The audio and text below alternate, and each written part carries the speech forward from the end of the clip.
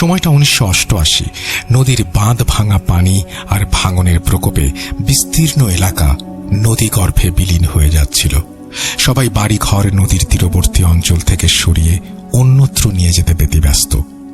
আইনাল মিয়ার বড় বাড়ি, পেছনে বড় পুকুর আর সামনে বিশাল বাগান, সব মিলিয়ে 5টি ঘর, একটি গোয়াল। নদী ভাঙতে ভাঙতে বাড়ির পাশে এসে পড়েছে।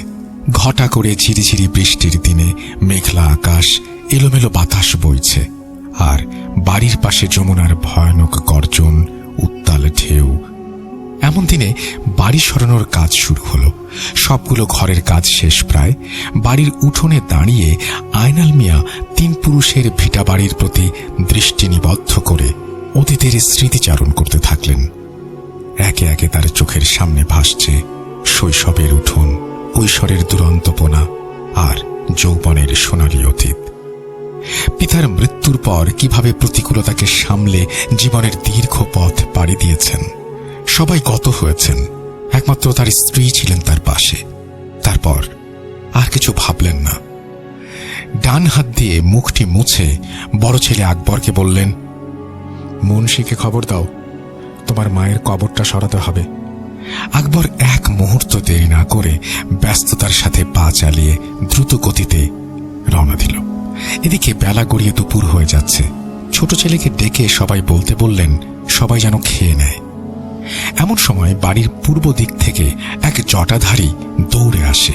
আইনাল মিয়ার সামনে দাঁড়িয়ে আইনাল মিয়ার চোখের দিকে তাকিয়ে দুজন এমনভাবে স্থির হয়ে যায় যেন দুজন পাথরের মূর্তি। হঠাৎ অট্ট হাসি দিয়ে জটাধারী পশ্চিম দিকে গিয়ে নদীতে ঝাঁপ দেয়। নিতান্তই উন্মাদ না হলে এভাবে খরস্রোতা নদীতে ঘূর্ণি পাঁকের মধ্যে কেউ ঝাঁপ দেবে না। একজন মানুষ যতই সাঁতারে দক্ষ থাকুক না কেন, এই ঘূর্ণিপাকের মধ্যে পড়ে কেউ বাঁচবে এই সম্ভাবনা শূন্যের কোটায়। এই ঘটনায় উপস্থিত সবাই হতভম্ব হয়ে রইলেন মুহূর্তের জন্য। পানিতে ঝাঁপ দেবার পর জটাধারীর কোনো চিহ্ন আর দেখা গেল না। এর মানে কি নদীর পাড়ের মানুষরা ভালো করেই জানেন, হয়তো 1 দিন বা 2 দিন পর ভাটিতে লাশ পাওয়া যাবে, পচা, ফোলা আর প্রচণ্ড দুর্গন্ধযুক্ত অবস্থায়। সবাই দৃষ্টি দিল আইনাল মিয়ার দিকে। হঠাৎ দেখল মুখ ভর্তি রক্ত বমি করে সে মাটিতে লুটিয়ে পড়ল। সবাই দৌড়ে আসতে আসতেই আইনাল মিয়া 3 বার কাঁপুনি দিয়ে ইহকালের যাত্রার মহা সমাপ্তি ঘটিয়ে পরকালের অনন্ত জীবনের প্রথম সিঁড়ি অতিক্রম করছেন। উপস্থিত সবাই আফসোস করে তার 2 সন্তান কিরকম ব্যথিত হয়েছিল সেই ঘটনা সবিস্তারে বর্ণনা না করলেও সবাই বুঝবেন। বাবার মৃত্যুর দিন 7 পর তাদের জীবনে যে ভয়ানক ঘটনা ঘটে তা আইনাল সাহেবের বড় ছেলের মুখে এইবার বর্ণনা করছি। বাবার আকস্মিক মৃত্যু আমাদের 2 ভাইয়ের ওপর আকাশ ভেঙে পড়ার মতো। পৃথিবীতে আপন বলতে সেই ব্যক্তির স্নেহ ভালোবাসা আমাদের মাথার ওপর সর্বদা এক বিরাট বটগাছের মতো ছিল। সেই বৃক্ষের ভেঙে যাওয়াটা মেনে নেয়া অনেকটা হৃদয় বিদারক। বাবাহারা সন্তানরা উপলব্ধি করতে পারবেন। ঘটনার শুরু বাবার মৃত্যুর পর। আমাদের সম্পূর্ণ বাড়ি স্থানান্তরিত করার কাজ শেষ হওয়ার 2 দিন পর ভিটে বাড়ি যখন সম্পূর্ণ নদীর কবলে বিলীন হয়ে যাচ্ছিল, নদীর ভাঙনের প্রকোপ, বিশাল বিশাল মাটির চাপ পানির ওপর যখন পড়ছিল, কি ভয়ানক ছিল সেই নদীর রূপ।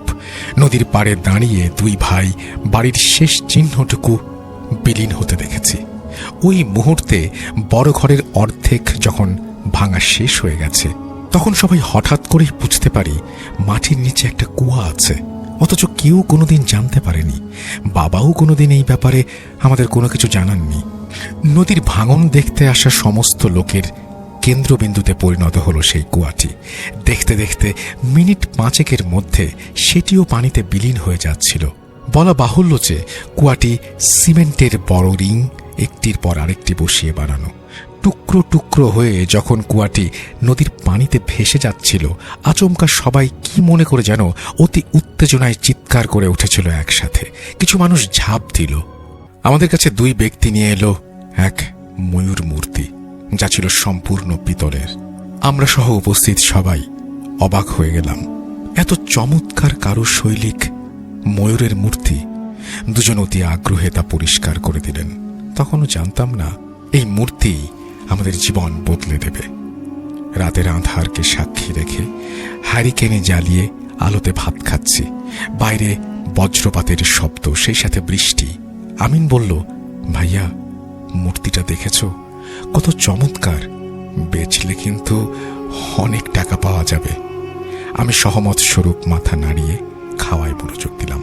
আসলে বাবার মৃত্যু আমার হৃদয়কে যতটা ব্যথিত করেছিল, এই মূর্তির চমৎকার আবিষ্কারও সেই ব্যথা দূর করতে পারেনি। হঠাৎ আমরা বাইরে একটা প্রাণীর ডাক শুনি। বুঝতে পারলাম না কোন প্রাণী এভাবে ডাকতে পারে, কোনো ধারণাই ছিল না। অলৌকিক কিছু সে সময় মনেও আসেনি।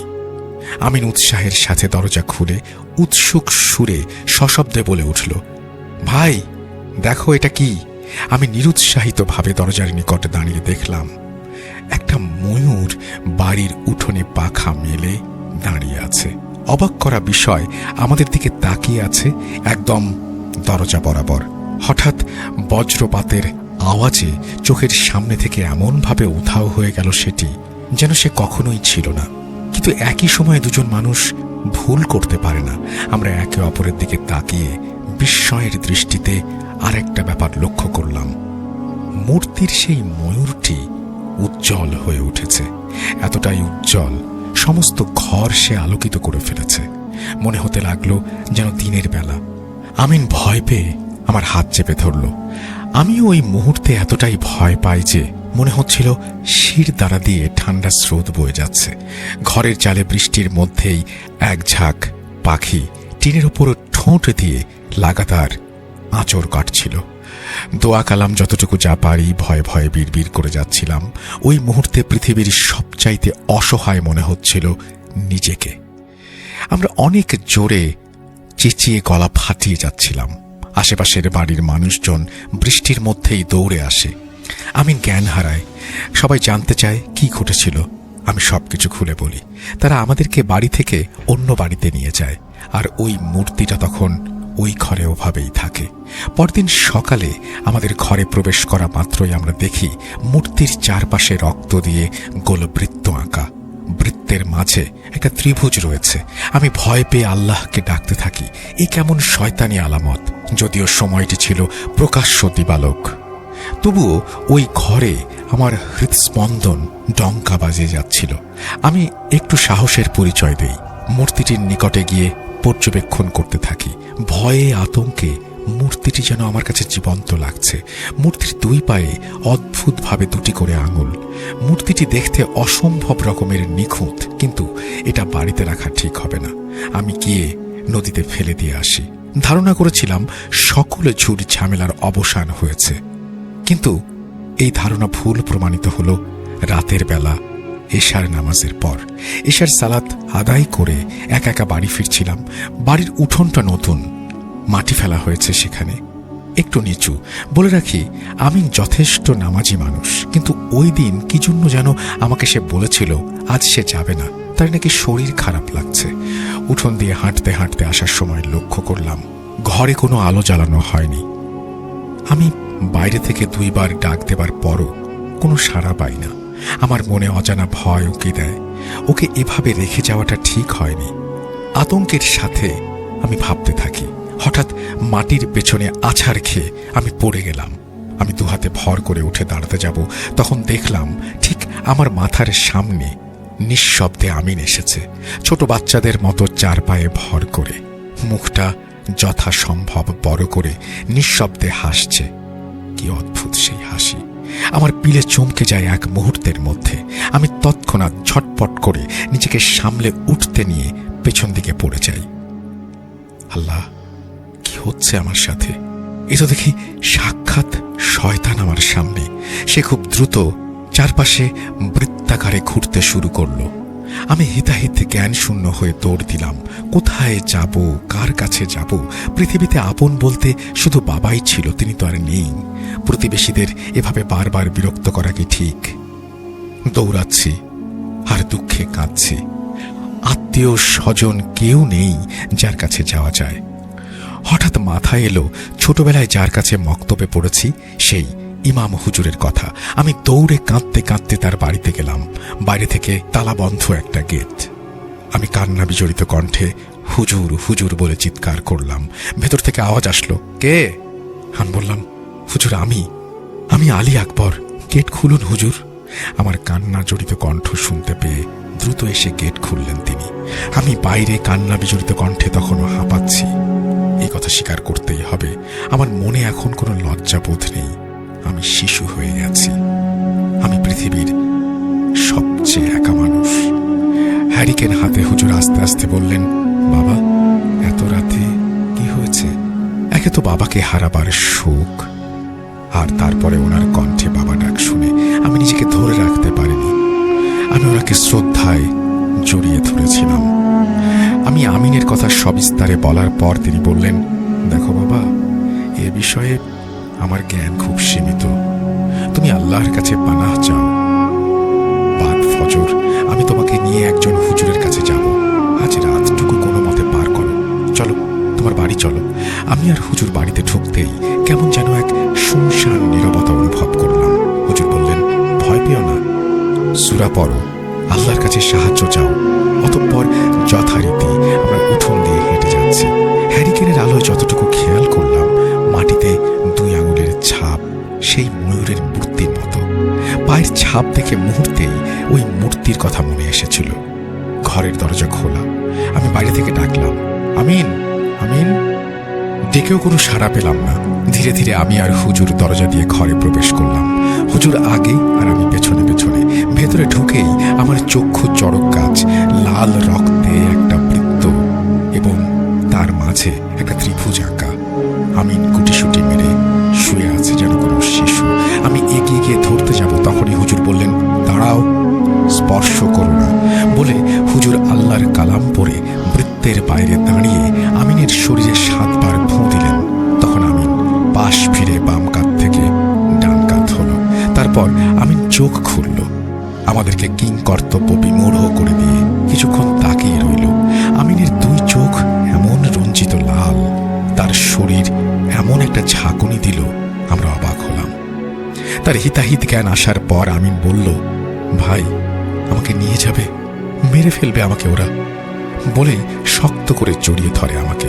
হুজুর আশ্বস্ত করে বললেন, ভয় পেও না, ইনশাআল্লাহ শয়তান থেকে আল্লাহ তোমাদের নিরাপদ রাখবেন।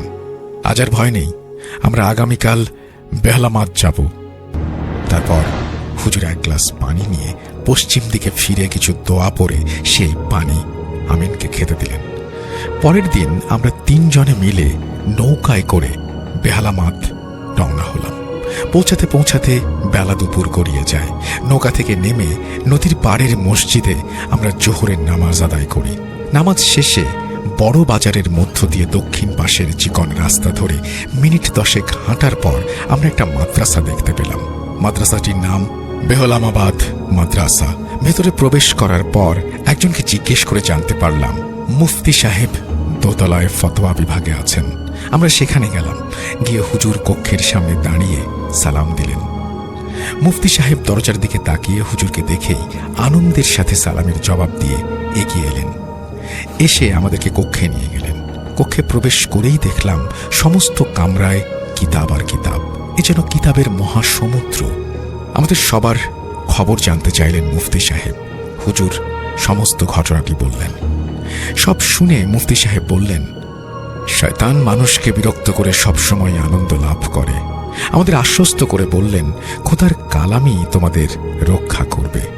ইনশাল্লাহ বাদ ঈশা এই ব্যাপারে আমি খোঁজ খবর করব। এরপর তিনি আমাদের সম্মুখে একজন যুবককে নিয়ে এসে বসালেন। তিনি বললেন যে তিনি কিছু প্রশ্ন করে সেই প্রশ্নের উত্তর খোঁজার চেষ্টা করবেন। অতঃপর হুজুর আমাদেরকে সূরা ফাতিহা, ফালাক, নাস, আয়াতুল কুরসি পড়তে বললেন। তারপর হুজুর সূরা জিনের প্রথম রুকু পর্যন্ত পড়লেন। তেলাওয়াত করার পর দ্বিতীয় রুকু শুরু করতেই হুজুরের সাথে তাল মিলিয়ে চমৎকার কণ্ঠে মাঝখানে বসা হুজুর তেলাওয়াত করা শুরু করলেন। আমি কোনোদিন এত সুন্দর তেলাওয়াত শুনিনি। তেলাওয়াত শেষ করে মাঝে বসা হুজুর চোখ বন্ধ করে রইলেন। তারপর তার ভেতরে থাকা জিন্নাত ধীর স্থির গম্ভীর কণ্ঠে আমাদের উদ্দেশ্যে সালাম দিল। কক্ষের নীরবতা এমন পর্যায়ে পৌঁছালো যে আমি আমার নিজের নিঃশ্বাসের শব্দ পর্যন্ত শুনতে পাচ্ছিলাম। উপস্থিত সকলে সালামের জবাব দিল। এরপরে মুফতি সাহেব কিছু বলতে যাবেন, তখন জিন্নাতটি সেই অভিব্যক্তি বুঝতে পেরে বললেন, আমি জানি সবকিছু। আজ আপনার মেহমানের আগমনের পরক্ষণ থেকেই আমি তাদেরকে লক্ষ্য করেছি। তিনি আমাদের নিজের পরিচয় দিলেন। এই বান্দার নাম আব্দুর রহমান। মেহমানদের বাড়িতে যে এই বালা মুসিবত, তাতে এই দুই ভাইয়ের কোনো দোষ ত্রুটি নেই। এরকম ব্যাপারে আমি অবগত আছি। আমার হয়ে তাদের সাহায্য করবে আমার সন্তান, তার নাম আব্দুস শামস। তার নিবাস এই বঙ্গ থেকে অনেক উত্তরে, বর্তি হিন্দুকুশ পর্বতে। আমি আমার ভাই নিশ্চুপ। হুজুর সাহেব মুফতি সাহেবকে বললেন, খোদার দুনিয়ায় কত আজীব মখলুক আছে। মুফতি সাহেব মৃদু হেসে বললেন, ঠিকই বলেছেন। যিনি আসবেন তার বয়স মাত্র ৩৫ বছর। ঠিক ওই সময় গুরুগম্ভীর ভঙ্গিতে সালাম পেশ করা হলো। সকলে সালামের উত্তর নিলেন। আমার পিতার নিকট থেকে আমি খবর পেয়েছি, আপনাদের কোনো কাজে সাহায্য করার সুযোগ পেলে আমি নিজেকে ধন্য মনে করব। মুফতি সাহেব বললেন, আমার মেহমান এক বিপদে আছেন। আব্দুস শামস বললেন, যিনি আক্রান্ত আমার কাছে বসুন। আমার ছোট ভাই তার কাছে গিয়ে বসে। আব্দুস শামস বাম হাতের কনিষ্ঠ আঙুল ধরে কিছু বললেন। আমরা প্রত্যক্ষ করলাম যে আমিন প্রবল জোরে কাঁপুনি ধরা রোগীর মতো করে কাঁপছে। আমি কিছু বলতে যাব, হুজুর বুঝতে পেরে চুপ করিয়ে দিলেন। আমিনের হাতের দিকে খেয়াল করে দেখলাম ওর হাতের শিরাগুলো ফুলে উঠেছে। প্রচন্ড গরমে কোনো ব্যক্তি যেরকম ঘামে ঠিক সেই রকম ঘামছে। ওর পশমগুলো দাঁড়িয়ে গেছে, চোখের মনি উল্টে গেছে। সব থেকে অদ্ভুত ব্যাপার হলো মুখের ভঙ্গি, সে হাসছে। ভয় আমার কণ্ঠ প্রায় শুকিয়ে আসতে শুরু করে। এবার আব্দুস শামস বললেন, কে আপনি?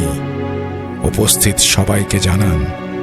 মনে হলো একই সাথে দুইজন কর্কশ কণ্ঠে কথা বলছে। বলল, আমি যেই হই, তুই তো জানিস এরা সবাই ক্ষুদ্র কীট। আমার হাতেই মারা পড়বে, হত্যা করব। আব্দুস শামস তখন আমিনের কনিষ্ঠ আঙুলটি আরো জোরে চেপে ধরেন এবং বাম দিকে মোচড় দিতেই চেঁচিয়ে উঠে বলল, ছাড় আমাকে। এই তুচ্ছ কীটের জন্য আমাকে কষ্ট দিচ্ছিস? আব্দুস শামস তখন কোরআনের একটি আয়াত তেলাওয়াত করে বললেন, এই নাদান বাচ্চাদের কেন কষ্ট দিচ্ছিস? শয়তান বলল, প্রয়োজন ছিল না, কষ্ট যে দিয়েছে সে তার আপনজন। আব্দুস শামস বললেন, আগের ইতিহাস এখন বলাটা অর্থহীন না? আপনি শুধু এদেরকে একটু দূরে সরিয়ে রাখুন। শয়তান বলল, ছোট একটি কর্ম সাধনে বহু বছর রইলাম বন্দি ময়ূরে। যদি ফিরলামই খালি হাতে, কোথায় যাব? কোথায় থাকবে সম্মান? আব্দুস শামস বললেন, নিজের গৌরব নিরীহ মানুষের হত্যার মাধ্যমে জাহির করবেন আপনি? আমার সামর্থ্যের ব্যাপারে বিন্দুমাত্র ধারণা পোষণ যদি করতেন, তাহলে এইভাবে কথা বলতেন না। আমি নিশ্চয়ই আপনাকে ছেড়ে দেব না। এই বাচ্চাদের ক্ষতি আপনি করতে পারবেন না। এবার আমিনের শরীরে থাকা শয়তানের মধ্যে কিছুটা ভয় দেখা গেল। সে বলল, আপনি বিচার করছেন নাকি অনাচার? কি দোষ আমার? আব্দুস শামস তার ডান ও বাম দিকে তাকিয়ে এমনভাবে ইশারা করলেন যেন সেখানে কেউ উপস্থিত আছেন। আমরা ভয় নিয়ে দুই দিকে তাকাচ্ছি। তারপর মনে হলো কেউ যেন টেনে উপরে নিয়ে যাওয়ার চেষ্টা করছে আমিনকে। আমিন চুপ হয়ে ডান দিকে পড়ে গেল। তখনও কক্ষের চারিদিকে জিন্নাতটি নিজেকে ছেড়ে দেওয়ার জন্য চিৎকার করছে। আব্দুস শামস বলল, শয়তানকে বন্দী করা হয়েছে, নির্ভয় থাকুন। তিনি বললেন, তার এই অধ্যত্বের কারণ বংশ পরিচয়। বিয়ের ৩ বছরে আয়নাল সাহেবের ঘরে একটি পুত্র সন্তান আসে। পুত্র সন্তান তৎকালীন সময়ে মানুষের কাছে ভালোবাসা মমতা একটু বেশিই পেত। এর ফলে আয়নালের স্ত্রীর সাথে বাড়ির অন্যান্য, বিশেষ করে আয়নালের মায়ের সাথে সম্পর্কের কিছুটা উন্নতি হয়। এমন সময়ে পুত্রের নাম রাখা হয় হুসাইন।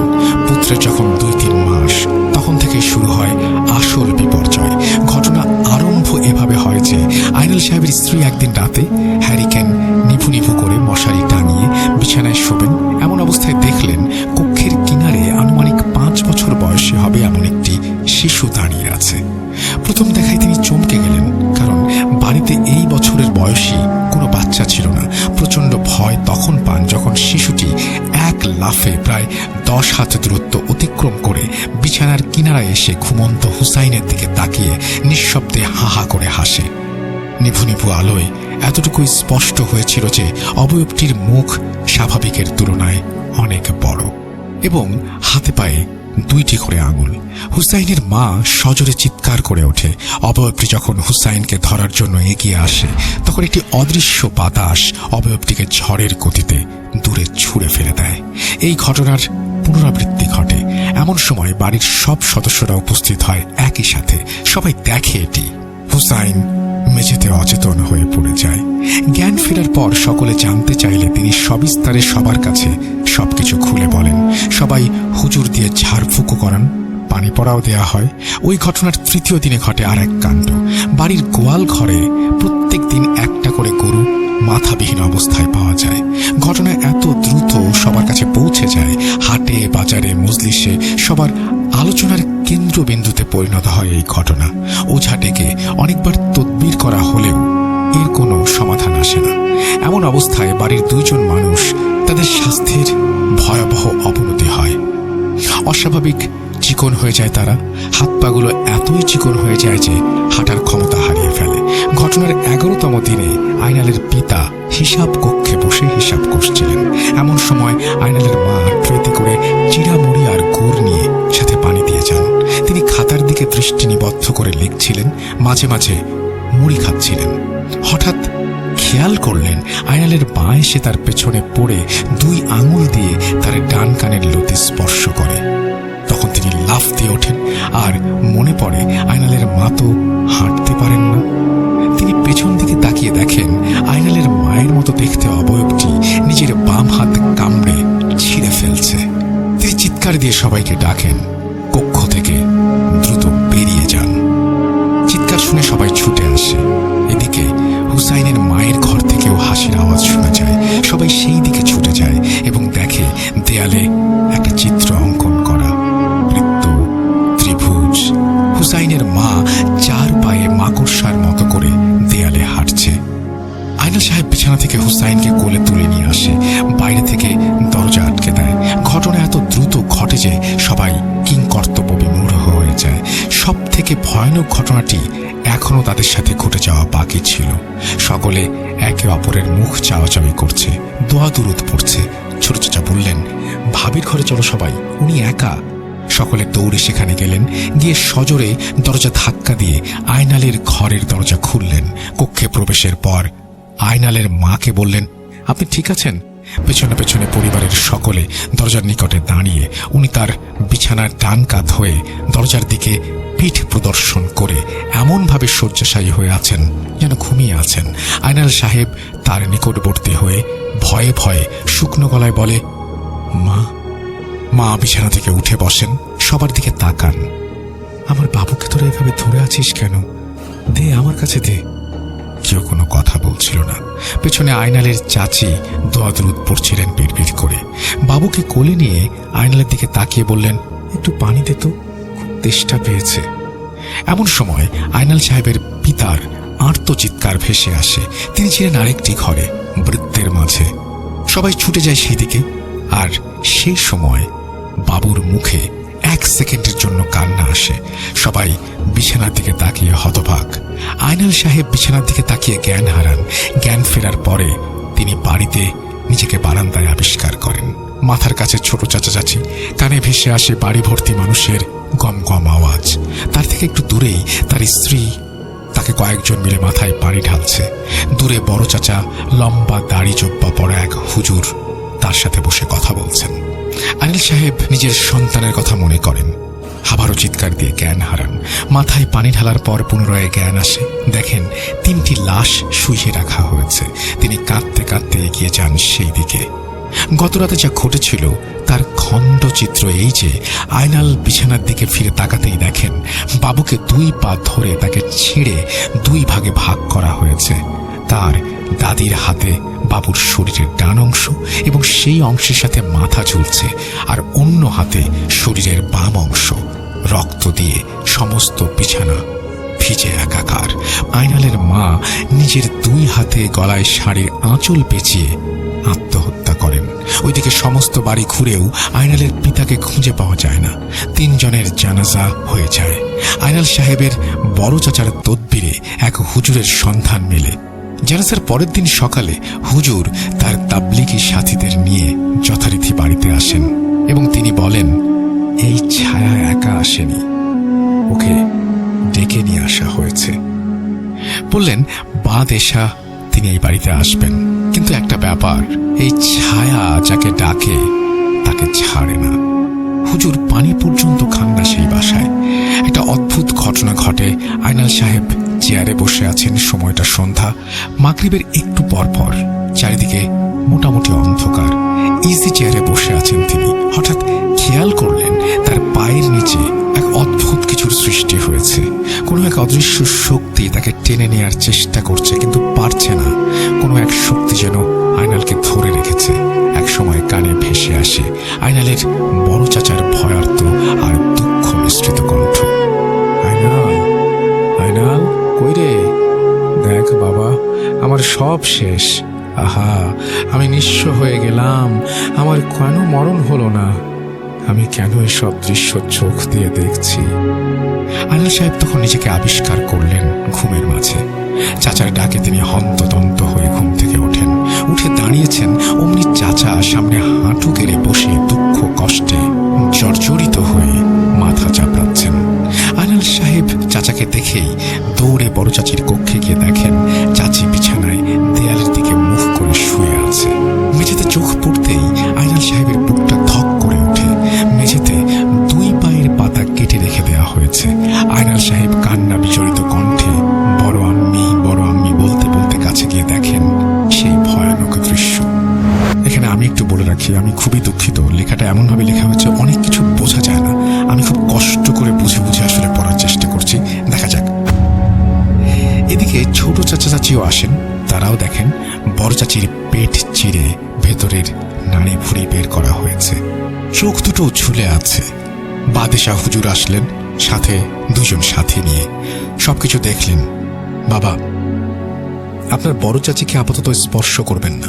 তিনি বলেন, আমি বেশি সময় নিয়ে ফেলেছি, আর একে ধরতেই আমার সবচেয়ে বেশি সময় লেগেছে।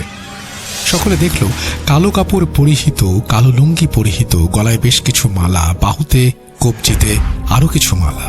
হাড্ডিসার হাস্যোজ্জ্বল একজন, মাথায় জটাচুল, এই জন্য সাক্ষাৎ শয়তান।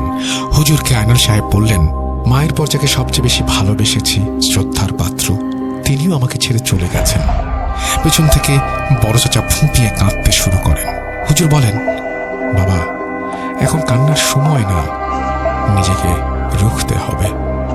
আগে জানাজা হবে।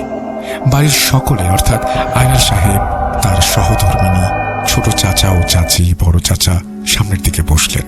তার ঠিক বরাবর সামনে হুজুর ও তার সাথী বসেছেন। তাদের মাঝে একজন হুজুর আছেন। হুজুর তার ব্যাগ থেকে ময়ূর মূর্তি বের করলেন, যেটা আনুমানিক 15 থেকে 20 সেন্টিমিটার পর্যন্ত লম্বা, অর্থাৎ 1 হাতের কিছু একটু বেশি হবে। উজ্জ্বল পিতলের তৈরি এবং খুবই নিখুঁত। জটাধারীর হাত পা বেঁধে রাখা হয়েছে। এবার হুজুর আর্জ করলেন, এই খান্নাসকে আমি বন্দি করব। মিথ্যা আমি পছন্দ করি না। বলো, তুমি কেন এদের ক্ষতি চাও? জটাধারী মৃদু হেসে বলল, আমি? তারপর হাসতে হাসতে বলল, কি করবি তুই? কর। জানিস আমি কাকে আহ্বান করেছি এই পরিবারকে বিনাশ করতে? বলে হাসতে শুরু করলো। হুজুর জোরে থমকে উঠলেন। অতঃপর সেই জটাধারীর গায়ে কিছু জমজমের পানি ঢেলে দিলেন। হুজুর কিছু দোয়া কালাম পড়লেন। জটাধারীর লম্বা চুলের একটা অংশ হুজুর ডান হাতের কনিষ্ঠ আঙুলের সাথে বেঁধে নিলেন। হঠাৎ জটাধারী এমন ভাবে কাতরাতে থাকে, জটাধারী মৃদু হেসে বলে, মরণের কালো ছায়া প্রাণীর কত মায়া, বুনিয়াদ ধ্বংস করে, এ ভিটা ছেড়ে যাব না দূরে। হুজুর বললেন, ছায়া, তোর সেই সুযোগ মিলবে না। ছায়া বলে ওঠে, ইনসান আজীব মখলুক, কোমরে বেঁধে চাকু দেখে অন্যের মুখ। উপস্থিত সকলে ইঙ্গিতে বুঝতে না পারলেও হুজুর বুঝতে পারলেন আসল সাপ ঘরের মধ্যেই। কিন্তু হুজুর চাচ্ছিলেন না ছায়া কোনোভাবে সকলের সামনে তার নাম উচ্চারণ করুক। উনি চাচ্ছিলেন ছায়ার ব্যবস্থা করে তিনি সবাইকে বুঝিয়ে বলবেন। কিন্তু ছায়া এবার কিছু বলতে যাবে, তৎক্ষণাৎ হুজুর কিছু একটা ফু দিয়ে বিসমিল্লাহ বলে তার দিকে ছুঁড়ে মারেন। আর্তনাদ করে ওঠে সেই পিশাচটি। এরপরে সেই চিৎকার দিয়েই সে আয়নাল সাহেবের ছোট চাচির দিকে তাকায়। হুজুর তখন বুঝতে পারেন এর পেছনে কে কুটি চেড়েছে। তখন আয়নাল সাহেবের চাচি ওই ব্যাপারটা বুঝতে পেরে একটা কাঁসার গ্লাস জটাধারীর মুখে নিক্ষেপ করে। উপস্থিত সবাই হতভম্ব হয়ে যায়। সে আমতা আমতা করে বলে, আমি ভয় পেয়ে এই কাজ করেছি। হুজুরের মনোযোগ ভিন্ন দিকে ঘুরতেই জটাধারী পেছন দিকে দৌড় দিয়ে টেবিল থেকে একটা ছুরি নিয়ে আয়নাল সাহেবের বড় চাচার বক্ষ আর উদরের মাঝে সজোরে আঘাত করে। ঘটনা এত দ্রুত ঘটে যে হুজুরের সাথীরা এগিয়ে যাবার আগেই আয়নালের চাচা রক্তাক্ত অবস্থায় মাটিতে লুটিয়ে পড়ে। হুজুর তখন মিশ্রিত তরল জটাধারীর শরীরে নিক্ষেপ করতেই অট্টহাসি হাসতে হাসতে সেও মাটিতে লুটিয়ে পড়ে। ময়ূর মূর্তিটি জটাধারীর বুকের ওপর রাখা হয়। কিছু দোয়া দুরুদ পড়া হয়। পেটের ওপর ডান হাঁটু দিয়ে মূর্তিটি বুকের ওপর চাপ দিয়ে ধরে রাখে। জটাধারী রক্ত বমি করতে থাকে, তারপর অজ্ঞান হয়ে যায়। আরেক হৃদয় বিদারক ঘটনার মধ্যে দিয়ে আরেক মৃত্যুকে এই পরিবার স্বীকার করে নিল। এই রাতেই বড় চাচা ও চাচিকে গোসল করিয়ে জানাজা দেয়া হয়, কবর দেয়া হয়। হুজুর বলেন, এমন হতে পারে কেউ না বুঝে ভুল করেছে। আমি তাকে কিছু প্রশ্ন করতে চাই, একটা ব্যাপার বলতে চাই। আয়নাল এবং তার স্ত্রীর আরো বড় ক্ষতি হতে পারত, কিন্তু একজন দুর্বল জিন তাদেরকে সাহায্য করেছে প্রথম থেকেই। তাই তার স্ত্রী এখনো বেঁচে আছে। আর পরের বার আয়নালের বাবা যখন চেয়ারে ঘুমাচ্ছিলেন, সেই রূহ তখন অনেক ভয়ানকভাবে আক্রান্ত। আয়নাল সাহেবের শ্বশুর যেদিন ইন্তেকাল করেছিলেন সেই বৃক্ষের তলায়, ওই দিন থেকেই ওইখান থেকে ওই জিন আয়নালের স্ত্রীর সাথে থাকে। এরপর চাচিকে নিয়ে আসা হলো। হুজুর বললেন, মা, এসব করতে কি বাধ্য হয়েছিলে? শুধু এটুকু বলে দাও। চাচি নিচের দিকে তাকিয়ে হাতের ইশারায় চাচাকে দেখিয়ে বললেন, ওর বড় ভাই আমার পরিবার ধ্বংস করেছে। আমার বাবা বাজারের সামান্য ব্যবসায়ী ছিলেন। বিয়ের সময় মোটা অঙ্কের অর্থ যৌতুক নেয় ওরা, আর দাবি করে বিয়ের পর আমাদের ভিটে বাড়ি সব জায়গা জমি বেচে দেওয়ার পরেও যৌতুকের টাকা শোধ করতে না পারার জন্য আমার বাবাকে হাটে প্রকাশ্যে সবার সামনে লাঞ্ছিত করে। বছর 2 আগে আমার বাবা সেই অপমান সহ্য করতে না পেরে মারা যান। আমার ছোট ভাই তারপর থেকেই নিরুদ্দেশ। জানি না বাবা মারা যাবার পর কেমন আছে, কোথায় আছে। মাকে তো জন্মের পর থেকেই দেখতে পাইনি। ভাইটারও কোনো খোঁজ নেই। অনেক খোঁজ করেছি, কোনো সন্ধান পাইনি। চিরদিনের জন্য আমার পরিবারকে শেষ করে দিয়েছে ও। আমার দাদা তান্ত্রিক ছিলেন। বাবা এসব মোটেও পছন্দ করতেন না। দাদার অনেক শিষ্য ছিল, তার মধ্যে ওই জটাধারী একজন। আমি তার খোঁজ করে তাকে দিয়ে শুধু বড় ভাইয়ের ব্যাপারে কালো জাদু করিয়ে ছেড়ে দিতে বলেছিলাম। আমি কাউকেই মারতে চাইনি। আয়নালের মা তো আমাকে নিজের সন্তানের মতো সামলাতেন। তার মৃত্যুতে আমিও ততটাই কষ্ট পেয়েছি যতটা সবাই। সত্যি বলছি, আমি কাউকে মারতে চাইনি, কাউকেই না।